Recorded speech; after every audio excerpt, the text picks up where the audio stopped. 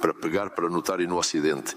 Outra coisa é que, em vez de levar em conta essa tendência histórica objetiva, na América e especialmente na Europa, ainda existem os rostos do próximo. As relações estão se desenvolvendo dinamicamente e, de acordo com a avaliação dos líderes da China e da Federação Russa, elas estão na melhor condição em sua história secular. E em termos de qualidade, elas são uma forma de interação muito mais avançada do que as uniões clássicas da era passada. Outro exemplo é a parceria estratégica especialmente privilegiada da Rússia com outra grande civilização da Eurásia, a Índia. Relações baseadas no respeito mútuo, benéficas para ambas as partes e de confiança, são características dos laços do meu país com outros Estados-membros do BRICS, bem como com as dezenas de países do Sul global e do Leste global que cooperam com essa organização. O BRICS serve como exemplo de interação multilateral construtiva entre grandes atores mundiais e seus parceiros, representando diferentes continentes, culturas e religiões. A organização consolidou-se de forma confiante como um dos pilares do mundo multipolar, sendo porta-voz dos interesses da maioria global no cenário internacional. A garantia da paz e da estabilidade em uma ordem mundial multipolar reside no respeito ao direito internacional, nos ideais de igualdade e boa vizinhança, bem como nos princípios de respeito mútuo e consideração pelos interesses de todos.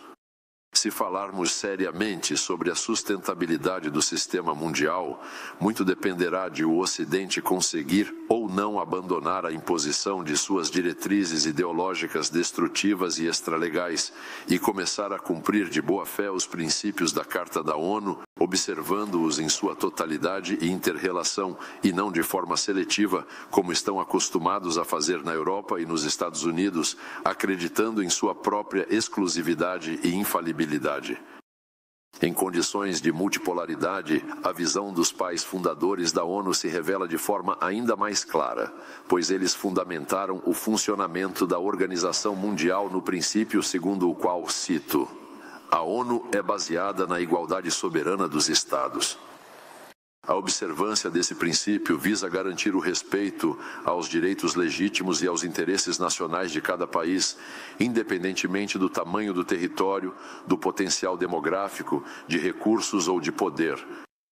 É significativo que consideramos absolutamente inaceitável a ênfase que o Ocidente, assim como os líderes do Secretariado da ONU e de outras estruturas internacionais, dá ao princípio da integridade territorial, enquanto ignoram completamente o direito das nações à autodeterminação. E naquela parte a qual estamos nos referindo, está claramente escrito: é necessário respeitar a integridade territorial de todos os Estados cujos governos não violam o princípio da autodeterminação dos povos e, por isso, representam toda a população residente nesse território. De forma alguma, poderiam representar os interesses dos povos da África, que queriam viver sob a liderança de governos eleitos por eles mesmos e não impostos de fora. A mesma história aconteceu após o golpe de Estado com os vastos territórios da antiga República Socialista Soviética da Ucrânia. Foi exatamente o regime nazista que chegou ao poder após o golpe de Estado, que durante muitos anos tem violado grosseiramente os direitos dos russos e dos falantes de russo, e nos últimos anos, a partir de meados da década de 2010, passou diretamente à erradicação legal de tudo o que está relacionado com o mundo russo e, claro, com a Rússia, a língua russa, a cultura, as tradições, os meios de comunicação em russo.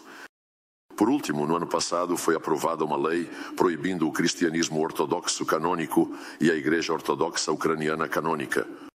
Assim, mais um princípio fundamental da Carta da ONU foi grosseiramente violado, consagrado no primeiro artigo desse documento, que determina que todos os Estados são obrigados a garantir os direitos humanos, independentemente de raça, sexo, idioma ou religião.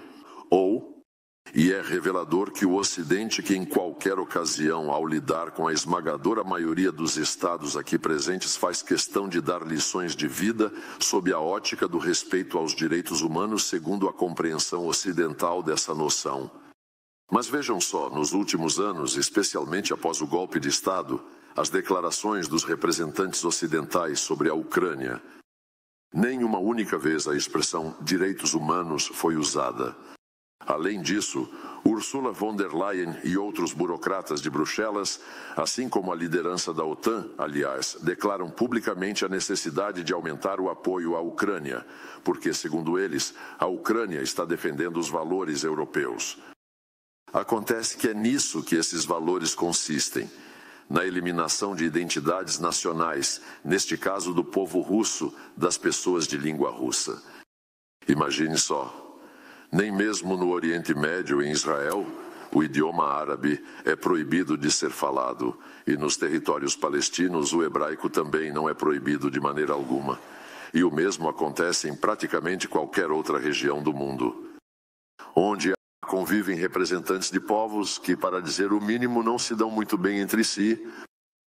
E há bem pouco tempo, a comissária da União Europeia para a Ampliação, uma tal senhora Koss, não dá para lembrar o nome de todos, declarou com orgulho que a Ucrânia cumpriu todas as condições prévias necessárias para iniciar o processo de negociações para a adesão da Ucrânia à União Europeia, com aqueles mesmos valores europeus que, na prática, significam a implementação da ideologia e a aplicação prática da ideologia do nazismo em sua forma mais pura. Nós começamos, inclusive por iniciativa do presidente Trump e com o apoio do presidente da Turquia, da liderança da Arábia Saudita, iniciamos contatos diretos com representantes ucranianos. No dia 16 de maio, em Istambul, foram retomadas as negociações diretas sobre todas as questões de resolução. Para isso já estávamos prontos há muito tempo. Mas a Ucrânia se recusava e não a deixavam participar desse processo. Os donos, antes de tudo, a liderança da atual Europa.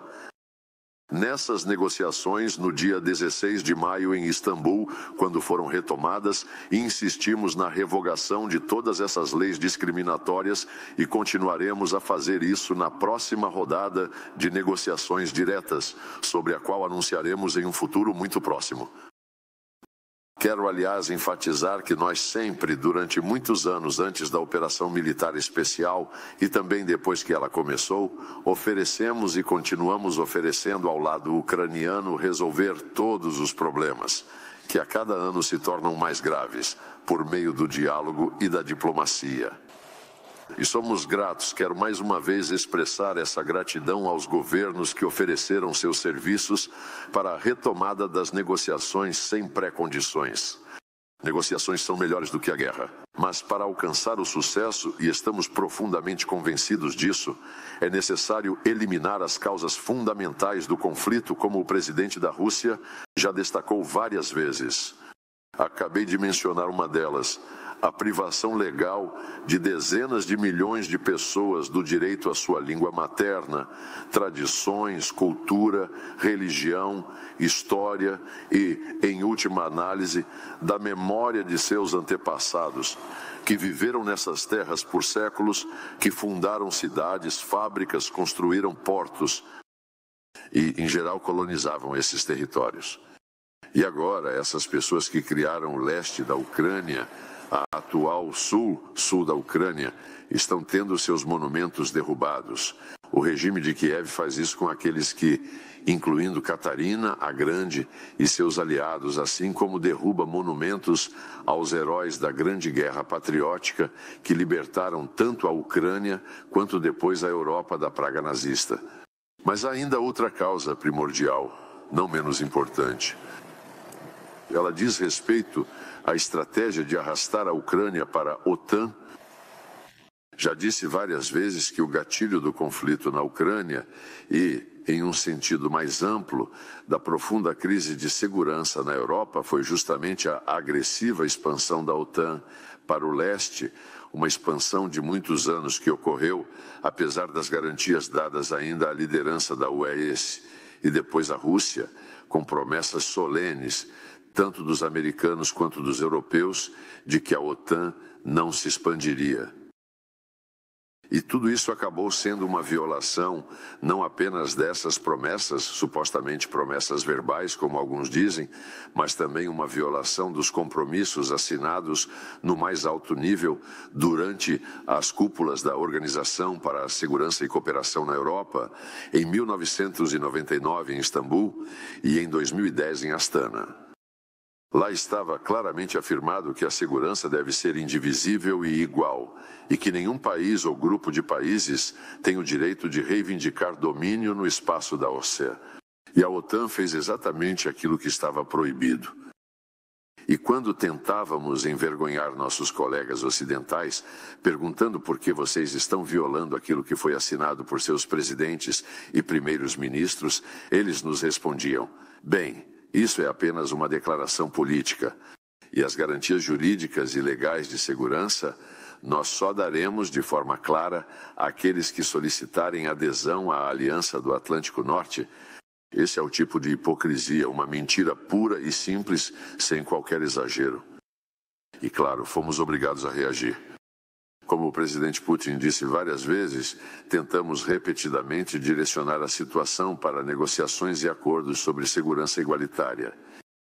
O Ocidente se recusou a colocar esse princípio em prática. Inclusive, a última tentativa foi em dezembro de 2021.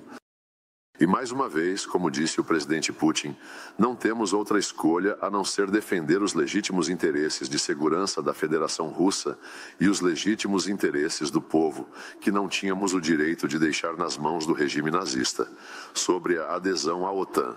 Deixe-me lembrá-lo de que o status neutro, não alinhado e não nuclear da Ucrânia foi solenemente proclamado na Declaração de Independência deste país, adotada em 1991.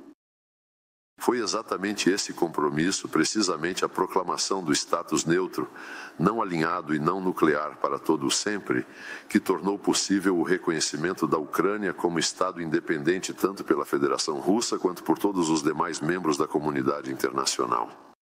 E o retorno a essa promessa solene que o regime nazista tentou violar e até mesmo registrou essa intenção de violar seu status não nuclear, registrou isso na Constituição.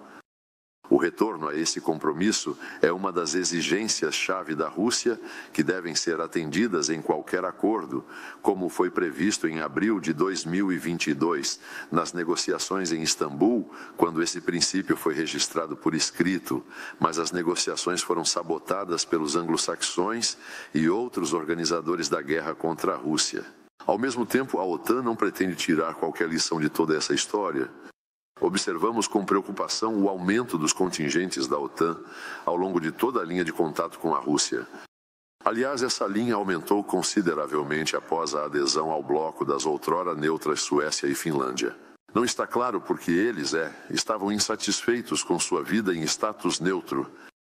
Na Europa, ouvem-se cada vez mais alto as vozes de políticos irresponsáveis que conclamam a população a apertar os cintos e se preparar para uma guerra com a Rússia.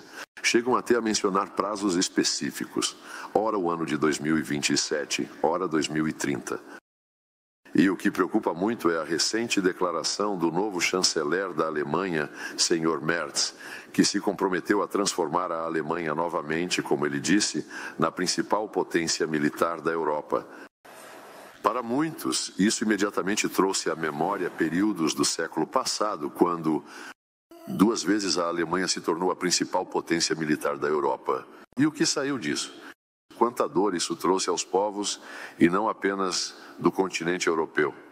Mas isso parece pouco para os estrategistas da OTAN. Agora, a OTAN está tomando medidas para sair da sua zona de responsabilidade, buscando se expandir para a região Ásia-Pacífico, que eles passaram a chamar de região Indo-Pacífico, ameaçando minar a arquitetura de segurança que foi construída ao longo de muitas décadas em torno da ASEAN e que permitiu aos países da região e seus parceiros de diversas partes do mundo cooperarem com sucesso. Isso causa uma preocupação muito profunda quanto ao destino da ASEAN e ao futuro bem-estar dos Estados-membros da associação. Agora, quando perguntam aos representantes da OTAN, recentemente perguntaram ao ex-secretário-geral da OTAN Como é que vocês têm esses planos para a região Ásia-Pacífico? Afinal, a OTAN é uma aliança defensiva que protege o território de seus países membros. E Stoltenberg, o ex-secretário-geral, respondeu a essa pergunta sem piscar e sem corar. Sim, continuamos protegendo o território dos países membros, mas hoje a ameaça a esses territórios vem da região Indo-Pacífica, do Mar do Sul da China, do Estreito de Taiwan, do Sudeste Asiático. E vocês veem como estão sendo criados elementos da infraestrutura militar da OTAN lá, inclusive nas relações entre Washington e Seul. Estão sendo planejadas atividades, incluindo o componente nuclear, e estão sendo formados grupos de 3 ou 4 países, como Coreia do Sul, Japão, Nova Zelândia e Austrália. Eles tentam expandir o exemplo do AUKUS para outras configurações de blocos fechados e, de maneira aberta, clara e deliberada, tentam atrair países individuais do grupo ASEAN 1 a 1, para torná-los parte de suas aventuras restritas e exclusivas de bloco nessa região estratégica. E nós, é claro, estamos totalmente prontos para demonstrar solidariedade com nossos amigos da ASEAN na defesa daquela arquitetura que foi aprovada tanto no âmbito das cúpulas do leste asiático quanto em outros fóruns e que agora estão tentando destruir. A experiência histórica mostra que se a OTAN chega até você, espere por problemas. Disso se lembram também na antiga Iugoslávia, no Iraque, na Líbia e em muitos outros países. Do processo de negociação sobre todas as questões do status final e com o objetivo de corrigir a injustiça histórica que até agora impediu a criação de um Estado palestino independente, em conformidade com as decisões da ONU. Nossa situação complexa também persiste em torno do programa nuclear iraniano. Ao destruir o Plano de Ação Conjunto Global, quando essa decisão foi tomada há 8 anos, certos círculos em Israel, no Zemil Ereua e na Europa esperavam acabar com os legítimos desenvolvimentos nucleares civis de Teherã, desconsiderando seu direito previsto no Tratado de Não Proliferação. Atualmente, estamos observando o processo de negociação entre Washington e Teherã, onde esse princípio do direito ao enriquecimento no âmbito de programas de uso pacífico da energia nuclear é fundamental. Desejamos sucesso a esses esforços, na esperança de que sejam alcançados resultados que satisfaçam todas as partes interessadas, incluindo, é claro, o Irã. Na mensagem do presidente da Rússia à sua alta assembleia, foi especialmente destacado o significado deste ano como o ano do 80º aniversário da derrota do nazismo alemão, do militarismo japonês e da criação, ao final da Segunda Guerra Mundial, da ordem mundial moderna com o papel central das Nações Unidas. Quero mais uma vez enfatizar que existe uma base para isso. Nessa base é a Carta da ONU, só é preciso que todos a cumpram honestamente. E um passo importante no caminho para esse objetivo, para o objetivo da segurança global, consideramos a formação de uma arquitetura de segurança igualitária e indivisível no continente euroasiático, o mais extenso e rico, cuja estabilidade determina a sustentabilidade de um mundo multipolar. Ao mesmo tempo, no continente euroasiático não existe uma organização regional comum, ao contrário da África, que tem a União Africana, ou da América Latina, que tem a CELAC.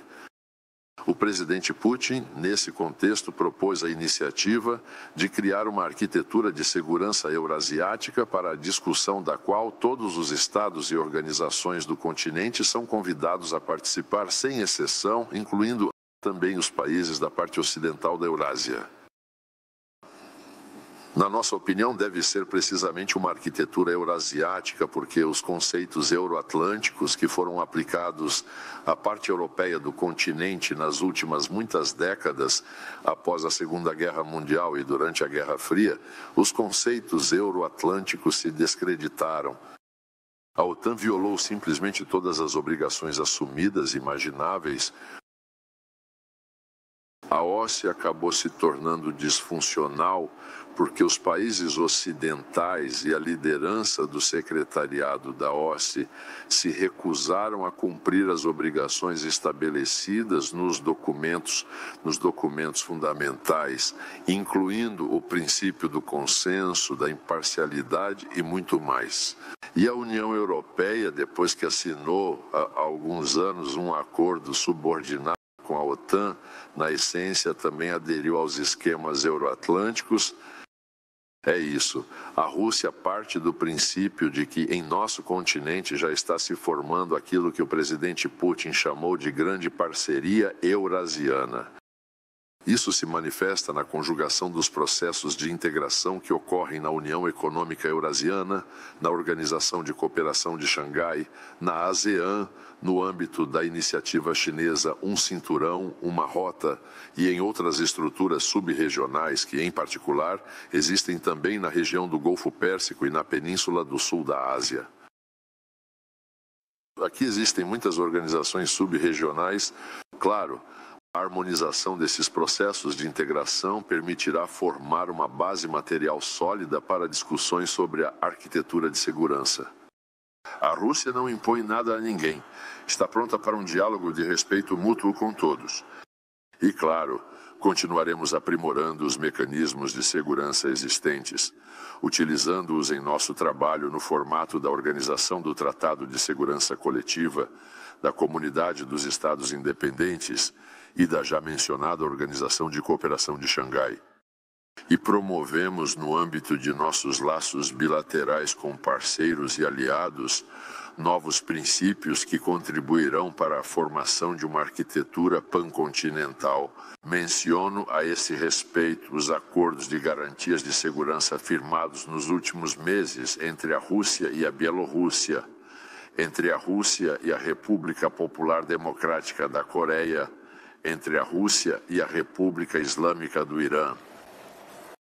E, claro, quero destacar especialmente que todas as nossas ações e iniciativas, em termos conceituais, estão em sintonia com as disposições da Iniciativa Global na área de segurança, proposta pelo presidente da China, Xi Jinping, incluindo a disposição mais importante de que a chave para a resolução de qualquer conflito em qualquer parte do mundo é identificar as causas fundamentais e eliminá-las completamente. O próximo passo que consideramos é a elaboração da Carta Eurasiana da Diversidade e Multipolaridade no século XXI.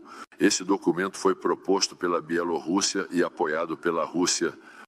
Ele visa estabelecer as bases políticas e jurídicas para a interação dos Estados na área de segurança no espaço euroasiático, bem como os parâmetros de cooperação em um mundo multipolar como um todo, com base na Carta da ONU em toda a sua plenitude e inter-relação de seus princípios. Prezados colegas, a Rússia está firmemente empenhada em contribuir para a solução dos problemas que são comuns a toda a humanidade. Aqui, destaca-se o nosso papel de liderança ao longo dos últimos anos na promoção dos princípios de cooperação para garantir a segurança internacional da informação. Com base no princípio da igualdade soberana, conseguimos como primeiro passo a adoção pela Assembleia Geral da ONU, em dezembro do ano passado, da Convenção contra o Cybercrime, o primeiro tratado universal na área de segurança internacional da informação. Essa foi uma iniciativa nossa. Convidamos todos os países a aderirem a esse documento. A cerimônia de assinatura será aberta no outono deste ano, na capital do Vietnã. Estamos convencidos de que a ONU é plenamente capaz de continuar esse trabalho. Intensificar os esforços para coordenar critérios e princípios universais comuns de trabalho em outras áreas, incluindo o campo do uso da inteligência artificial, em torno do qual, é claro, agora estão ocorrendo discussões acaloradas. Estamos convencidos de que esse tema deve ser considerado por um grupo de especialistas governamentais dos Estados participantes da Convenção sobre Armas Desumanas. Esta convenção e o grupo de especialistas é dedicado à discussão dos problemas dos sistemas autônomos letais. Bem, e claro que não posso deixar de mencionar o problema do terrorismo que foi abordado, mencionado no filme e na mensagem do presidente da Federação Russa. Estamos interessados em ampliar a cooperação com todos aqueles que não dividem os terroristas em bons e maus e que não recorrem a padrões duplos. E gostaria de chamar a atenção especial desta audiência para os atos de terrorismo por parte do regime de Kiev e dos serviços secretos envolvidos na organização de assassinatos de políticos russos, comandantes militares, jornalistas e figuras públicas. E um regime que declara publicamente em voz alta seus planos de continuar, de forma contínua, bombardeios massivos contra instalações civis e a população civil da Federação Russa. É muito lamentável que o Ocidente reaja apenas às nossas medidas legítimas e justas em resposta aos atos terroristas do regime de Kiev, que, ressalto, atingem alvos civis, e as nossas medidas de resposta são aplicadas dizem respeito exclusivamente a ataques contra alvos militares e instalações que são utilizadas pelas Forças Armadas da Ucrânia. Vamos nos empenhar para que todos compreendam a essência do que está acontecendo e para que mais uma tentativa de proteger o regime de Kiev, agora já por seu envolvimento direto no terrorismo, seja desmascarada. Obrigado.